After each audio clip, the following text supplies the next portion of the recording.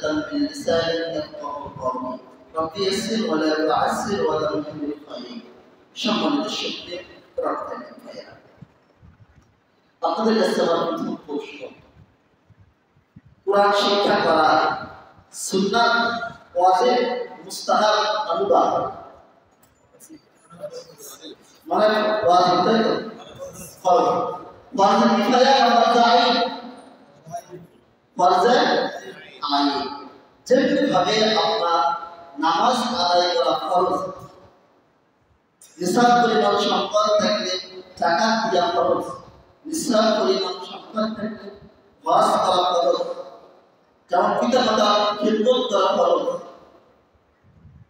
ঠিক তেমনি ভাবে মহাগ্রন্থ আল কোরআন শিক্ষা অর্জন করা আপনার জন্য ফরজ ফরজ আইন আমি বলি আমার ভাষায় সব ফরজের বড় বড় মহাগ্রন্থ আল কোরআন শিক্ষা অর্জন করা সব ফরজের বড় যে ফরজ বলেন সেই ফরজের বড় ফরজ মহাগ্রন্থ আল কোরআন শিক্ষা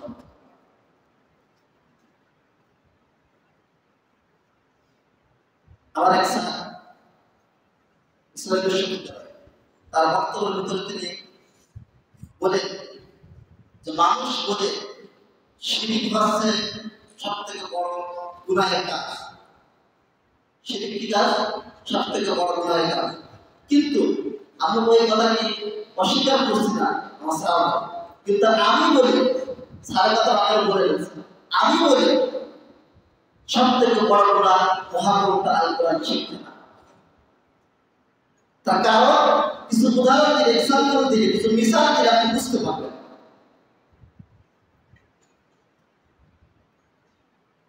তাই যদি না হতেন বড় ফরজ যদি না হতেন তাহলে আল্লাহ তাআলা প্রথমেই বলতেন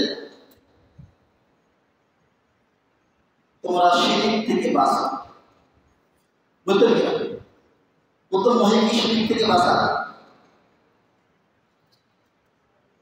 সবার উপরে যদি কোরআন শিক্ষা নাই হতেন তাহলে আল্লাহ তাআলা বলতেন আকিমুস সালাহ আগে প্রথম বই হতো তোমরা সালাত কায়েম করো তোমরা সালাত কায়েম করো সালাত আদায় করো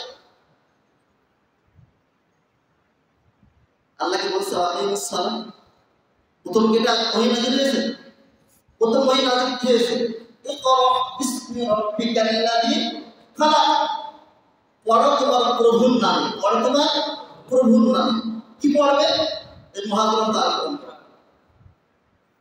প্রথমে এই মহাগ্রন্থ আল কোরআনের শিক্ষার জন্য আল্লাহ সুবহানাহু ওয়া তাআলা আল্লাহ তো বলে নাই ওয়াত যাকাত প্রদান করো তাই বলছে প্রথমে তা বলবে আল্লাহ প্রথমে যাকাতিনা আমানু কালিমুনা ফি সাবিলিল্লাহ তোমরা জিহাদ করবে কাফেরের বিরুদ্ধে ইয়া আইয়ুহান নাবী জাহিদ কুফার ওয়াল মুনাফিকিনা আগলুজ আলাইহিম আমার নবী আপনি জিহাদ করেন কাফের আর মুশরিকের বিরুদ্ধে প্রথমে কি তাই বলছেন প্রথমে তাই বলেন তাহলে যে एग्जांपल গুলো দিলাম মিসাল করে দিলাম উদাহরণ করে দিলাম উদাহরণ দ্বারা বোঝা যায় যেহেতু প্রথম নাযিল হয়েছে বিসমি রাব্বিকাল্লাযী খালাক আমার নবী আপনি পড়ুন আমার নামে আপনার প্রভুর নামে কি পড়বে এই মহাগ্রন্থ এটা পড়লে বুঝতে পারবে কোন মানুষ যদি মহাগ্রন্থ আল কোরআন পড়ে তাহলে সে বুঝতে পারবে কোনটা শিরক বুঝতে পারবে কিনা কোন মানুষ মহাগ্রন্থ আল কোরআন থেকে শিক্ষা অর্জন করবে যখন তিনি তেলাওয়াত করবে অর্থ পড়বে ব্যাখ্যা করবে বিশ্লেষণ করবে গবেষণা করবে তখন বুঝতে পারবে কোনটা জান্নাতি রাস্তা কোনটা জাহান্নামের রাস্তা ঠিক কিনা ফারিকুন ফিল জান্নাতি ফারিকুন ফিস সাঈর যখন তিনি এই মহাগ্রন্থ আল কোরআন তেলাওয়াত করবে তখন তিনি বুঝতে পারবে যে কোনটা জাহান্নামী দল কোনটা জান্নাতি দল কোনটা বাম পক্ষের দল কোনটা ডান পক্ষের দল কোন দল করলে জাহান্নামে যাওয়া যাবে জাহান্নামে যেতে হবে আর কোন দল করলে জান্নাতে যাওয়া যাবে কখন বুঝতে পারবে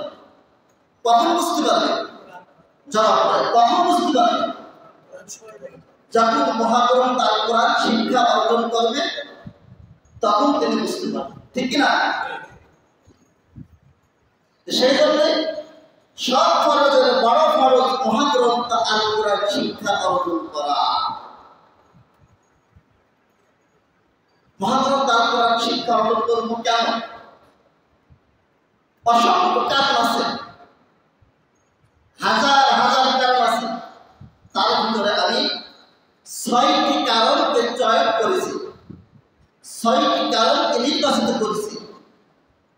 6টি কারণে মহাগ্রন্থ আল কোরআনকে আমরা শিক্ষা অর্জন করবো, মহাগ্রন্থ আল কোরআনকে আমরা পড়তে শিখবো, আমরা কোরআনের ছাত্র হব ইনশাআল্লাহ।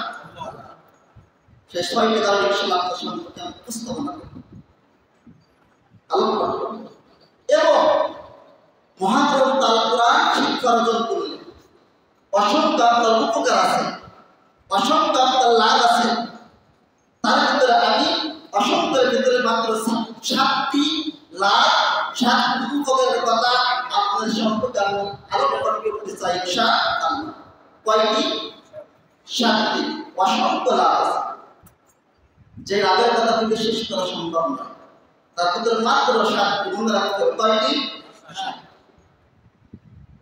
মহাগ্রন্থ আল কোরআন শিক্ষা অর্জন না করলে আল্লাহ তাআলা আপনাকে অসংখ্য শাস্তির সম্মুখীন করবে, অসংখ্য আযাব আর গজব আপনাকে দেবে। শুধু কি ইহকাল বা পরকাল? ইহকাল পরকাল উভয় জগতে। রব্বানা আতিনা ফিদ দুনিয়া হাসানাহ ওয়া ফিল আখিরাতি হাসানাতাও ওয়া কিনা আযাবান নার। আল্লাহ তাআলা শিক্ষা দিয়েছে ইহকাল পরকাল উভয় জগতে তোমরা সাকসেসফুল হওয়ার জন্য, সফল কাম হওয়ার জন্য আমি আল্লাহ তাআলা তোমাকে দোয়া শিখালাম।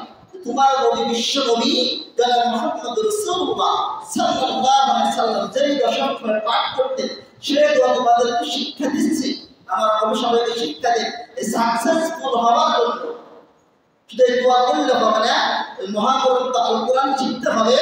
এবং যদি না শিক্ষা অর্জন করে তাহলে আপনি সাকসেসফুল তো হতে পারবেন না। ইহকাল পরকালে 9টি শাস্তির সম্মুখীন হবে। কয়টি শাস্তি? কয়টি শাস্তি? 9। প্রত্যেকটি কথা কুরআন হাদিস থেকে রেফারেন্স থাকবে। মহাগ্রন্থ আল কোরআন তাতে শিক্ষা অর্জন না করে ইহকাল পরকাল উভয় জগতে 9টি শাস্তির সম্মুখীন আমি জাকির হলেও হও, আপনি রিয়াদ হলেও হও। রিয়াদ থেকে সিনেমা ধরতে হবে। তাহলে আস্তে আস্তে আমাদের আলোচনা সম্মুখে আমরা যাবো। আমি কি বিষয়ে আলোচনা করবো তার সন্তান আমি মূল বিষয়গুলো কিন্তু বলে দিয়েছি। এখন আস্তে আস্তে সন্তান ইনশাআল্লাহ সম্রাটের সত্যি প্রাণ করে নিতে হবে। বলছিলাম 6টি কারণে মহাগ্রন্থ আল কোরআন শিক্ষা অর্জন করবো। কয়টি কারণে? 6টি। 1 নম্বর কারণ, নাম্বার 1 ফার্স্ট, এই জন্যে অর্জন করবো আল্লাহ তাআলার নির্দেশ। আল্লাহ তাআলা আপনার মহাগ্রন্থ আল কোরআন শিক্ষা করার জন্য বলেছেন, আল্লাহর রাসূল বলেছেন, বিশ্বনবী জনাব মুহাম্মদ রাসূলুল্লাহ সাল্লাল্লাহু আলাইহি ওয়াসাল্লাম বলেছেন। সেই জন্য মহাগ্রন্থ আল কোরআন দ্বারা শিক্ষা অর্জন করবে ইনশাআল্লাহ। তার দলিল প্রথমে আমরা হাদিস থেকে রেফারেন্স দেব, তারপরে মহাগ্রন্থ আল কোরআন থেকে আমরা রেফারেন্স দেব ইনশাআল্লাহ। আব্দুল্লাহ ইবনে মাসউদ রাদিয়াল্লাহু তাআলা আনহু থেকে বর্ণিত, রাইসুল ফুকাহা ইন 840টি হাদিস বর্ণিত। হাদিস বর্ণনার ক্ষেত্রে যেমন তো আসল সাহাবী বলা, দ্বিতীয় দরজার সাহাবী হাদিস বর্ণনার ক্ষেত্রে বলা হয়। তিনি সুনান তিরমিজি শরীফের হাদিস, ইবনে মাজাহ শরীফের হাদিস তিনি বলেন রাসূল কারীম সাল্লাল্লাহু আলাইহি সাল্লাম ইরশাদ করেছেন, তাআল্লামুল কুরআন ওয়াল ফারাঈদ ওয়া আল্লিমুন নাস ওয়া ইন্নী মা'মুর। তিনি বলেন রাসূল কারীম সাল্লাল্লাহু আলাইহি সাল্লাম বলেছেন, তোমরা কুরআন থেকে শিক্ষা অর্জন করো, কুরআন শিক্ষা অর্জন করো। কি বলেছেন? তোমরা কুরআন শিক্ষা অর্জন করো এবং ফারাঈদের শিক্ষা অর্জন করো। কিসের শিক্ষা? কুরআনের শিক্ষা এবং ফারাঈদের শিক্ষা। তারাই আপনার বুঝবেন না, যারা আলেম ওলামা আছে কিন্তু তারা বুঝবে। আপনার সম্পদের বন্টন, সম্পদের হিসাব কে কতটুকু পাবে, পিতা মরার পরে, মা মরার পরে সন্তান কতটুকু পাবে, মেয়ে কতটুকু পাবে, এই শিক্ষা অর্জন করার জন্য বিশ্বনবী জনাব মুহাম্মদ রাসূলুল্লাহ সাল্লাল্লাহু আলাইহি ওয়াসাল্লাম বলেছেন, এবং কোরআনের শিক্ষা অর্জন করার জন্য রাসূল কারীম সাল্লাল্লাহু আলাইহি ওয়াসাল্লাম। তাহলে আমরা প্রথম হাদিস থেকে আমরা রেফারেন্স পেলাম, এখন আমরা কোরআন থেকে রেফারেন্স শুনব। আগে বলেছি প্রথম ওহী ছিল কি? প্রথম ওহী ছিল কি? সূরা আলাক। সূরা আলাক কত নম্বর সূরা? 70 নম্বর সূরা। সম্মানিত কোরআন বলে লিখলাম বিশ্বনবী জনাব মুহাম্মদ রাসূলুল্লাহ সাল্লাল্লাহু আলাইহি সাল্লামের কাছে 23 বছরের ব্যবধানে মহাগ্রন্থ কোরআনকে হযরত জিবরীল আলাইহিস সালামের মাধ্যমে নাযিল করেছেন। সর্বপ্রথম যে ওহী ছিলেন সেই ওহী হলো কোরআন শিক্ষা করার জন্য রব্বুল কারীম আল্লাহ সুবহানাহু ওয়া তাআলা ইরশাদ করেছেন, ইকরা বিসমি রাব্বিকাল্লাযী খালাক। ছাত্র বন্ধুরা পারেন, আমার সঙ্গে সঙ্গে পড়েন, ইকরা বিসমি রাব্বিকাল্লাযী খালাক খালাকাল ইনসানা মিন আলাক ইকরা রাব্বুকাল আকরাম الذي علم بالقلم علم الإنسان ما لم يعلم। الله أكبر। বিশ্বজুড়ে সর্বপ্রথম জমি সেটাই হলো মহাগ্রন্থ কোরআন শিক্ষা অর্জন করা। তো পরপর প্রভু তার মহাগ্রন্থ আল কোরআন পড়ো, এই মহাগ্রন্থ আল কোরআন পড়ার জন্য বলেছেন। তাহলে এই আয়াত থেকে প্রমাণ হয়, রেফারেন্স হয়, মহাগ্রন্থ আল কোরআন শিক্ষা অর্জন করার ফরজ, আর মহাগ্রন্থ আল কোরআন শিক্ষা অর্জন করতে হবে। তাহলে রেফারেন্স করার কিনা? এক নম্বর কারণ কি বললাম? যে আল্লাহ তাআলা নির্দেশ করেছেন, সেই জন্যই আমাদের মহাগ্রন্থ আল কোরআন শিক্ষা অর্জন করতে হবে। তাহলে কয়টি কারণ আমরা শিক্ষা অর্জন করবো বলেন তো? 6টি কারণে। কয়টি কারণে? 6টি কারণে। অসংখ্য কারণ আছে, তার ভিতরে মাত্র 6টি কারণকে আমি চয়ন করেছি। 6টি কারণে মহাগ্রন্থ আল কোরআনকে শিক্ষা অর্জন নেব, শিক্ষা নেব, আমরা শিক্ষা গ্রহণ করব, পড়া শিখব, কোরআনের ছাত্র হব। তার ভিতরে 1 নম্বর কারণ বলেছি যে আল্লাহ তাআলা মহাগ্রন্থ আল কোরআন শিক্ষা অর্জন করা ফরজ করেছে, সেই জন্যই আমরা কি মহাগ্রন্থ আল কোরআনকে আমরা শিক্ষা গ্রহণ করব, মহাগ্রন্থ আল কোরআন থেকে। 2 নম্বর কারণ, 2 নম্বর কারণ আগে আপনাদের প্রশ্ন বলেন তো, পৃথিবীতে যতগুলো ইবাদত আল্লাহ তাআলা দিয়েছে তার ভিতরে আল্লাহ তাআলা নৈকট্য লাভ করার জন্য যে ইবাদত করলে আল্লাহ তাআলা সবথেকে নিকটবর্তী হয়, আল্লাহ আর বান্দার মধ্যে রিজার্ভ থাকে না, পর্দা থাকে না, সেই ইবাদতের নাম কি বলেন তো? নামাজ, সালাত, তাসজুদ, ইফতার। বান্দা সেজদায় গেলে আল্লাহ কি সবথেকে নিকটবর্তী হয়, আল্লাহর বান্দার কোনো হিসাব থাকে না, পর্দা থাকে না। সুবহানাল্লাহ। সেই ইবাদত করতে হলে কি লাগে বলেন তো? কোরআন লাগে। কোরআন ছাড়া কি মহাগ্রন্থ আল কোরআন ছাড়া সালাত আদায় হবে? সালাত কবুল হবে? আমি একটা হাদিস যদি আমি আপনাদের সম্মুখে পাঠ করে বলতে কোরআন থেকে পড়তেছি, লা তাদখুলুল জান্নাতা হাত্তা তু'মিনু ওয়া লা তু'মিনু হাত্তা তাহাব্বু ওয়া লা আদুল্লুকুম আলা শাইইন ইযা ফাআলতুম তাহাদারতুম আফশুস সালাম বাইনাকুম। আমি তো শুরু দিয়ে পড়ে আমাদের ভিতরে মনে করবেন কি না কোরআনের তেলাওয়াত করি, মনে করবেন কি না? কিন্তু এটাকে তেলাওয়াত করে নামাজ হবে? নামাজ হবে? হবে না। আর কবিতা তেলাওয়াত করে আরবি তাহলে কি হবে? তাও হবে। কারণ হবে না কেন? মামা এই লাইন দিয়ে হবে না কেন? আল্লাহ তাআলার নির্দেশ ফাকরাউ মা তায়াসসারা মিনাল কুরআন। নামাজের ভিতরে কি তিলাওয়াত করতে হবে? বলেন, নামাজের ভিতরে কি তিলাওয়াত করতে হবে? মহাগ্রন্থ আল কোরআন তিলাওয়াত করতে হবে। এখন আপনি কোরআন পড়তে যদি না পারেন, কোরআন শিক্ষা যদি অর্জন না করেন, তাহলে কি নামাজের ভিতরে কোরআন তিলাওয়াত করতে পারবেন? মনে করেন শুনে শুনে সূরা ফাতিহা মুখস্থ হয়ে গেল, আমরা তো শুনে মুসলমান, শুনে শুনে করতে গেলে সূরা ফাতিহা মুখস্থ। তারপর তার পাশে আবু আছে, আমরা যখন মাদ্রাসায় পড়ি না তখনই কিন্তু সূরা ফাতিহা মুখস্থ, 10টা সূরা মুখস্থ। অনেক সবাই এই জুম্মা নামাজ পড়তে আসে, আমরা মনে করেন যে জুম্মা আনি, এই জুম্মা নামাজ পড়তে আসি 2 বার শুনতে ভাষাকে মুখে শুনতে শুনতে 10 বছর 20 বছর আমরা নামাজ পড়ি, শুনতে শুনতে সূরা ফাতিহা মুখস্থ হয়েছে কিনা?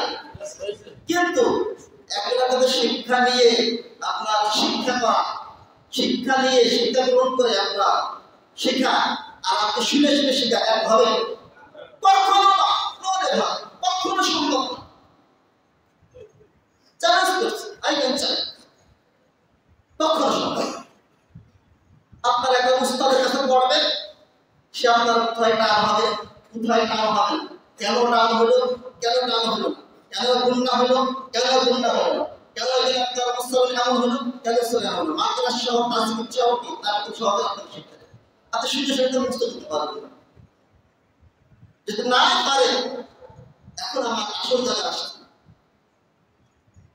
2 নম্বর কারণ, নামাজ কবুল হওয়ার জন্য, সালাত কবুল হওয়ার জন্য এই মহাগ্রন্থ আল কোরআনের শিক্ষা অর্জন করা আপনার জন্য ফরজ, ফরজ ফরজ আইন। ঠিক কিনা বলেন? তার কারণ আপনারা জানেন নামাজ ভঙ্গের কারণ কয়টি? আরেকটা আসতে বলে কয়টি? 19টি। অনেকে জানেন না, ছাত্র বন্ধুরা বলছে ছাত্র না থাকতে আপনার মাংস সব চলে যেত। ছোটকে যারা বলেছে উৎসাহ দেওয়ার জন্য বলতেছে 19টি নামাজ ভঙ্গের কারণ। তার ভিতরে প্রথম যে কারণ, সর্বপ্রথম যে কারণটি লেখা আছে সেটা কি বলেন তো? আরেকটা আসতে বলে অশুদ্ধ তেলাওয়াত করা। তাহলে নামাজের ভিতরে, সালাতের ভিতরে অশুদ্ধ তেলাওয়াত করলে আপনার সালাত কবুল হবে না। আপনার সালাত যেভাবে করা প্রয়োজন ছিল সেভাবে আপনি করতে পারলে, তাহলে সর্বশ্রেষ্ঠ যে ইবাদত, আল্লাহ নৈকট্য বান্দা হওয়ার জন্য, আল্লাহ বান্দা আল্লাহর ভিতরে কোনো হিসাব থাকে না, পর্দা থাকে না, আল্লাহর সঙ্গে বন্ধুত্ব করার জন্য যে ইবাদত সর্বশ্রেষ্ঠ, সেটা আপনার কোরআন লেখা কোরআন ইবাদত করতে, কোরআন যদি না তিলাওয়াত করতে পারে, তিলাওয়াত করলেন না কিন্তু সহি শুদ্ধ পারলেন না, অর্থিল কোরআন তারতিলা, তার দিল সহকারে সুন্দরভাবে যত্ন সহকারে ইতনাম সহকারে, যেখানে টান সেখানে টান দাও, যেখানে গুণনা সেখানে গুণনা দাও, যেখানে টান নাই সেখানে টান দিও না। এইভাবে আপনি তেলাওয়াত না করতে পারেন, তাহলে আপনার সলাতুল নামাজ কি কবুল হবে? কবুল হবে? তাহলে বোঝাতে পারেন কবুল হবে? তাহলে নামাজ যদি কবুল না হয় জান্নাতের চাবিতে পাবে? যদি না পায় জান্নাত যাবে কিভাবে? একটু হিসাব মিলান।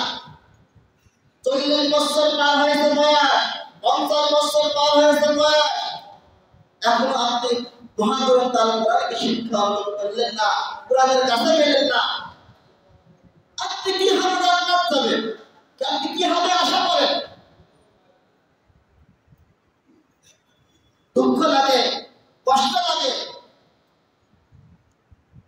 আপনার সন্তানকে এমএ পাস করাইছেন, বিএ পাস করাইছেন, মাস্টার্স ইংলিশে বক্তব্য দিতে পারে, কত সুন্দরভাবে বক্তব্য শুরু করলে ইংলিশে ঘন্টার পর ঘন্টা কথা বলতে পারে, ডিপ্লোমা শেষ করেছেন,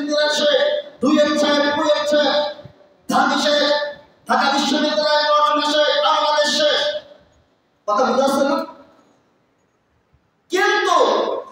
চলে যায়, ভাই শ্রদ্ধা এটা পরে দিলে ভাই নাম চাই স্যারেন্ডার। আমি বেশি বলে বললাম আপনার কপাল পুড়েছে, আপনার কপাল পুড়েছে। আজকে আমরা মহাগ্রন্থ তার কোরআনকে অপশনাল সাবজেক্ট হিসাবে নিয়েছি, অতিরিক্ত সাবজেক্ট হিসাবে নিয়েছি।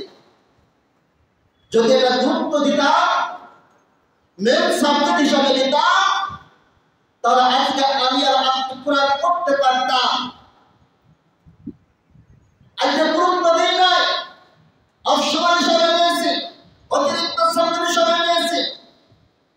সময় মালিক পড়বো না, মালিক পড়বো না, সেজন্য আপনার ভাগ্য পরিবর্তন হচ্ছে না। ভাগ্যটা পরিবর্তন করার জন্য এই মহাগ্রন্থ আল কোরআনকে অবশ্যই শিক্ষা অর্জন করতে হবে। আপনার সন্তানকে সামনে এসএসসি ইন্টার পরীক্ষা, এইচএসসি পরীক্ষা, এই পরীক্ষায় ভালো রেজাল্ট করানোর জন্য সকালে কোচিং, বিকালে কোচিং, সন্ধ্যার সময় বাড়িতে মাস্টার, ইংলিশ প্রাইভেট। আবার আপনার যখন ইন্টার পরীক্ষা হয়ে যাবে ঢাকা বিশ্ববিদ্যালয়ে চান্স পাওয়ার জন্য কি করে?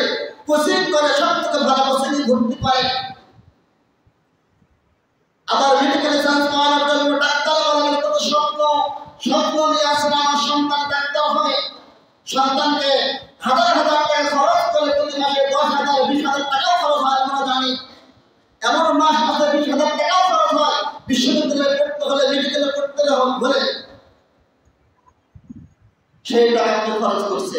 দুর্ভাগ্যজনক বিষয়, আপনার কপাল পড়েছে, আপনার এই চোখ খুলি নাই, এই চোখ দেখতে পারেন নাই।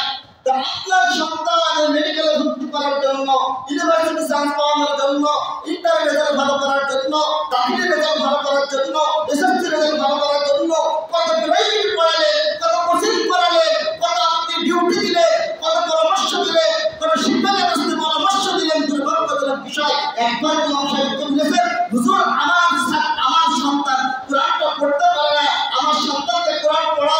আপনি মসজিদে কাজ করে মসজিদে পড়ার অ্যাক্টিভিটি বলতে পেরেছেন? বলতে পেরেছেন? কথা বলেন। রাগ করতে পারে, যদি না বলতে পারে আপনার কপাল পুড়েছে। মনে করেন এই সন্তান আপনাকে জাহান্নামে নিয়ে যাবে। বেশি বলে ফেললাম। আপনার সন্তান এনে গিয়ে সব শেষ, মাস্টার শেষ হয়ে গেছে, কোরআন পড়তে পারে না, তার মানে নামাজ হয় না আপনার সন্তানে। কি জবাব দেবেন আপনি? কি জবাব দেবেন? কি আমাদের ময়দানে? এই সন্তানের জন্য একটি শিক্ষক ঠিক করতে পারলে না কোরআন শিক্ষার জন্য। সকালে আপনার ঘুম থেকে উঠে ব্যাগ কাঁধে চলে যায়, আসে সন্তান সময় ভাত খাওয়ার সময় পায় না আপনার সন্তান। কিন্তু একবার কি আপনি আপনার সন্তানকে বলেছেন, বাবা এই কোরআন শিক্ষা অর্জন করতে হবে, এটা খরচ করেছে আল্লাহ?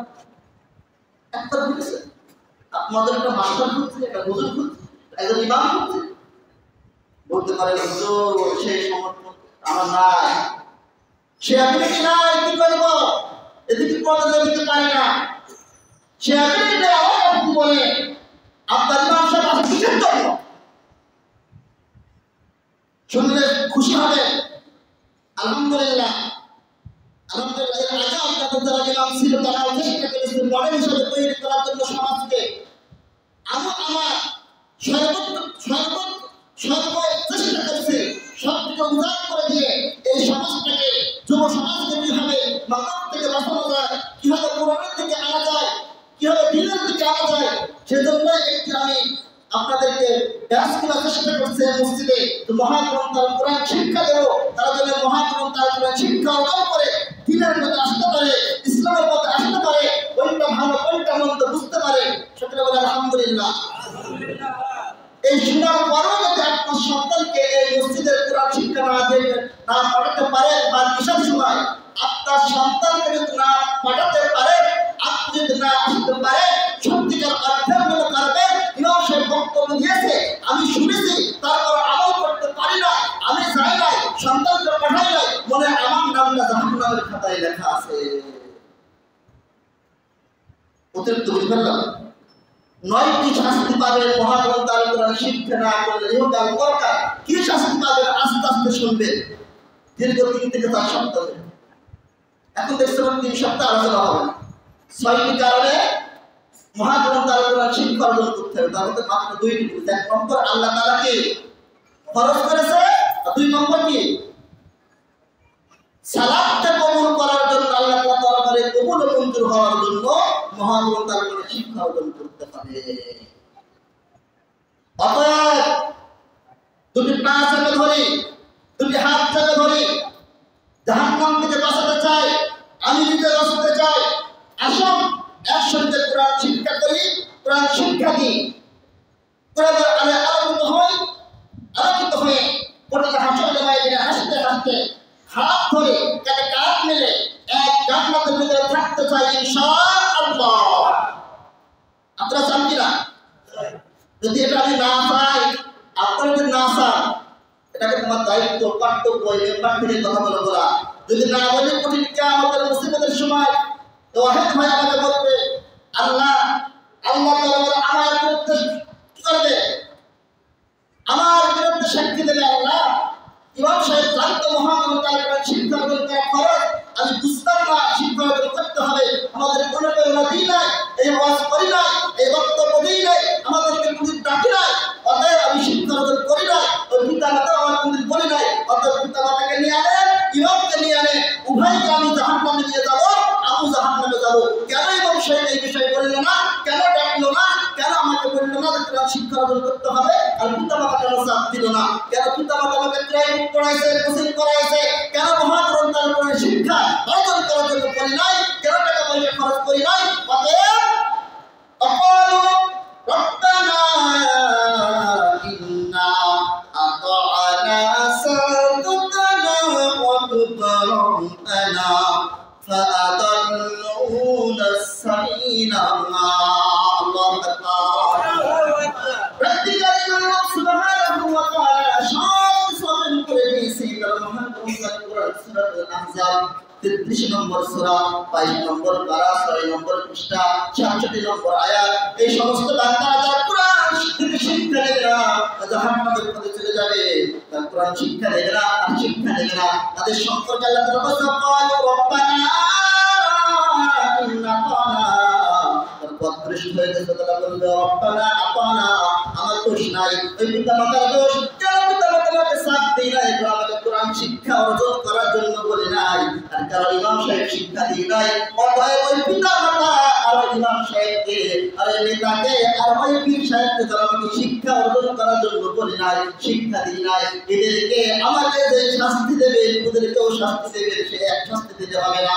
রব্বানা আতিহিম দিফাইনি মিনাল আযাবি ওয়াল আনহুম লা'নান কাবীরা। আল্লাহু আকবার। আমাদের শাস্তি দেবেন, আমাদের দ্বিগুণ শাস্তি এই পিতা মাতাকে দিয়ে রাখবে। ইমাম সাহেব শিক্ষা দিন, ইমাম সাহেবকে দিয়ে রাখবে। যে পীর সাহেব কোরআন শিক্ষার কথা বলে নাই, পীরকে দিয়ে রাখবে। যে নেতা সাহেব কোরআন শিক্ষার কথা বলে নাই, যেই নেতা কোনো শুরু করেছিলাম ওই নেতাকেও দিয়ে রাখবে। অতএব আমি ভাই জাহান্নামের আগুন থেকে মুক্তি পেতে চাই, আপনাকে মুক্তি পাওয়াতে চাই। অতএব আসেন কোরআনের দিকে, আসেন কোরআন শিক্ষা অর্জন করেন। অনেককে আমি পার্সোনাল ফোন দিয়েছি, অনেককে ফোন দিয়ে ডাকিছি, অনেককে আমি মেসেঞ্জারে নক দিয়েছি, অনেককে সরাসরি সাক্ষাৎ করে বলেছি। তারপর আপনার দুটি চোখ খুলছে না, দুটি চোখ খুলছে না, দুটি হাত থেকে ধরে পা থেকে ধরে ভাই জাহান্নামের আগুন থেকে বাঁচাতে চাই। আসেন কোরআন শিক্ষা অর্জন করেন, আসেন কোরআন থেকে শিক্ষা নেন। একসঙ্গে জান্নাত পেতে চাই, এক জান্নাতের ভিতরে আমরা থাকতে চাই। পারবেন কিনা? ইনশাআল্লাহ। বিরুদ্ধে তোমার ঘরের পরিচয়, খেলোয়াড় তোমার মাঠের পরিচয়। কেমন খেলোয়াড়? 2 দিন ক্লাস চালু হয়েছে, আজ শুক্রবার ছুটি, আগামীকাল আবার শুরু হবে ইনশাআল্লাহ। আর ঈশা আর কাউকে আমি পার্সোনালি বলবো না, মত দিতে চাই না। আপনারা এই ঘোষণা হয়ে গেল, আপনারা যাদের ইচ্ছা আপনারা ঈশার নামাজ আমাদের সঙ্গে পড়বেন, তারপরে সে কি করবে? নামাজ পড়ে বসে যাবে, মসজিদে শিক্ষা দেবেন ইনশাআল্লাহ। এবং আপনার সন্তানকে অবশ্যই আপনি পাঠানোর জন্য চেষ্টা করবেন। এমন 140 জারি করবেন, যদি কোরআন শিক্ষা না অর্জন করি, শিক্ষা না করি, যদি হুজুরের কাছে না যায় শিখে, অর্থাৎ যে কোনো জায়গায় না শিখি, তাহলে 140 জারি করা হলো, তো সব প্রায় বিপদ, যে বাড়ি খাতেও পারবে না, বাড়ি থেকে বাইরে। এটা করতে পারবে? এমন যদি বলতে পারে না শুধু কথা সন্তান, তা আপনি আমাদের বাইরে বাইরে যাবে। আল্লাহ তাআলা তৌফিক